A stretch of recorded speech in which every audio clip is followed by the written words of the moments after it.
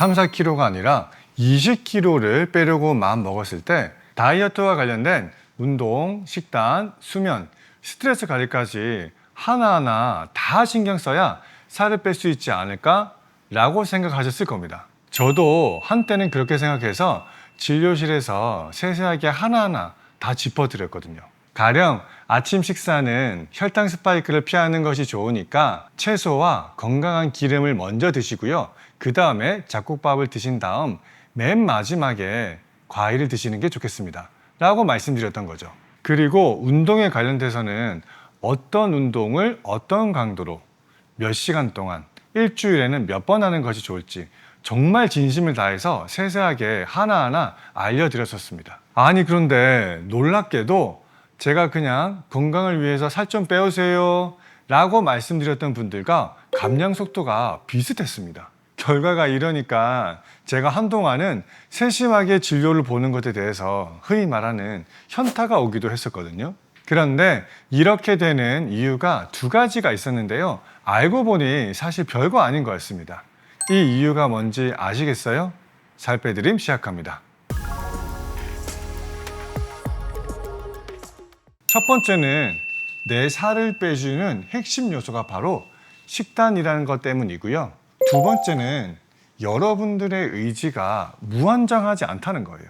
자, 우선 이 두 번째 의지력에 대해서 말씀드리자면 하버드 심리학자 로이 바이마우스터의 의지력 고갈 이론에 따르면 의지는 마치 휴대폰 배터리와 같아서 하루에 쓸 수 있는 의지력이 한정되어 있다는 겁니다.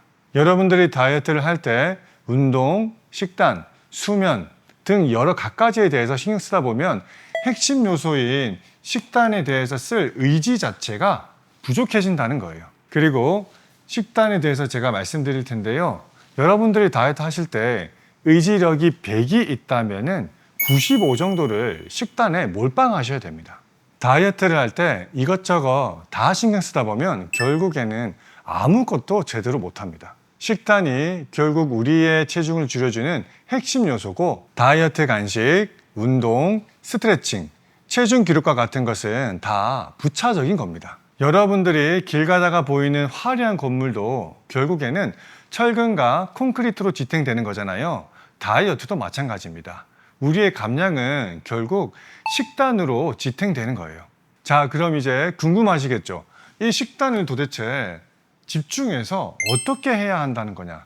라는 의문이 드실 겁니다. 그리고 이 질문에 대한 답변으로 많은 분들의 가슴 속에는 내가 뭘 먹어야 살이 잘 빠질까? 또는 공복 시간은 얼마나 유지해야 되지? 라는 것들이 떠오르실 텐데요. 하지만 진짜 중요한 건 세 가지입니다. 첫 번째는 여러분들이 섭취하는 음식의 부피를 정하셔야 되고요. 두 번째는 하루에 총 섭취하는 음식의 횟수를 제한하셔야 됩니다. 세 번째는 수면의 양과 질이고요. 자, 제가 섭취하는 음식의 부피가 중요하다 말씀드리면 간혹 환자분들은 칼로리가 중요한 게 다 아니에요 라고 말씀하시거든요.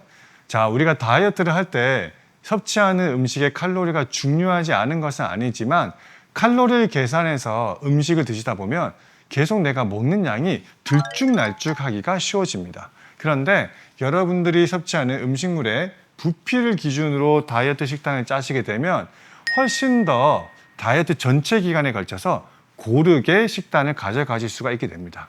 자, 그리고 두 번째, 여러분들이 하루에 몇 번 음식을 드셨는지가 중요하다고 말씀드렸잖아요. 내가 하루에 섭취하는 음식의 총 칼로리가 중요하다고 생각하시는 분들은 여러 번 소량씩 음식을 먹기 마련입니다. 이렇게 드시게 되면 여러분이 섭취한 칼로리에 비해서 훨씬 더 살이 늦게 빠지거나 오히려 살이 찌기 쉽습니다. 그리고 주의하셔야 할 것은 하루에 음식 섭취가 많아지면 많아질수록 섭취한 칼로리에 비해서 아랫배가 많이 나오기 때문에 이 점은 꼭 신경 쓰셔야 합니다. 그런데 여기서 음식을 섭취하는 횟수라는 것은 여러분들이 오이 하나를 먹더라도 바로 1회가 추가되는 것입니다. 예를 들어서 식사를 할 때 오이 반찬을 드신 것은 음식 횟수가 증가되지 않지만 너무 배고파서 간식으로 오이 한 입을 드셨다면 오이 한 입이지만 1회가 추가되는 것이죠. 이런 기준으로 카운팅 해보시면 여러분들이 생각하는 것보다 훨씬 더 자주 먹고 있을 가능성이 많습니다. 자, 수면에 대해서 이야기를 해볼 텐데요. 수면 상태가 너무 불량하거나 수면 시간이 6시간도 안 된다면 우리의 몸은 작게 먹어봤자 살이 빠지지 않는 상태에 들어가게 되고 식욕 조절 호르몬이 불균형해지면서 식단을 지속하기가 점점 더 어려워집니다. 다이어트는 여러 가지 방법을 동시에 시도한다고 좋은 결과가 나지 않습니다. 선택과 집중이 필요하다는 거예요.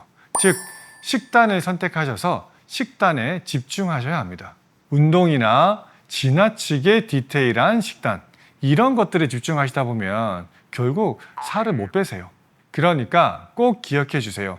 여러분들의 의지력이 100이 있다라고 가정했을 때 95% 정도는 오로지 식단에만 집중하세요. 그리고 식단에서는 음식의 종류보다는 음식의 양과 횟수가 중요합니다. 그리고 더 신경 쓸 여지가 있다면 수면 정도까지만 챙겨주셔도 좋습니다.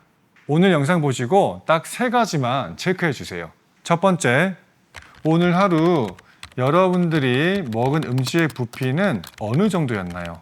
두 번째, 오늘 하루 음식은 몇 번 입으로 들어갔나요?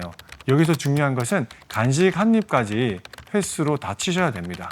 세 번째, 어젯밤 수면에 몇 시간 주무셨고 그 질은 어떠셨나요? 이 3가지만 체크하셔도 여러분들의 다이어트는 훨씬 명확하고 쉬워질 겁니다. 그런데 이 이야기들 제가 유튜브에서 정말 여러 번 말씀드렸던 내용이거든요. 그런데도 종종 댓글이나 환자분들이 이야기하시거든요. 선생님 말씀이 너무 이해는 되는데 막상 잘 안 돼요. 머리로는 아는데 자꾸 무너져요. 이렇게 다이어트에 대한 의지가 점점 떨어지고 감량 속도마저 떨어져서 속상하신 분들, 이런 분들께는 다이어트 한약이 굉장히 유용합니다. 다이어트의 본질은 여러 번 말씀드리지만 식단입니다. 그런데 이 본질을 지속 가능하게 해주고 감량을 빠르게 이끌어내는 게 바로 한약이라는 거예요. 이렇게 한약의 도움을 받아서 20kg를 빠르게 빼고 싶으신 분들은 고정 댓글을 참고해 주세요. 이상 살빼드림이었습니다. 안녕.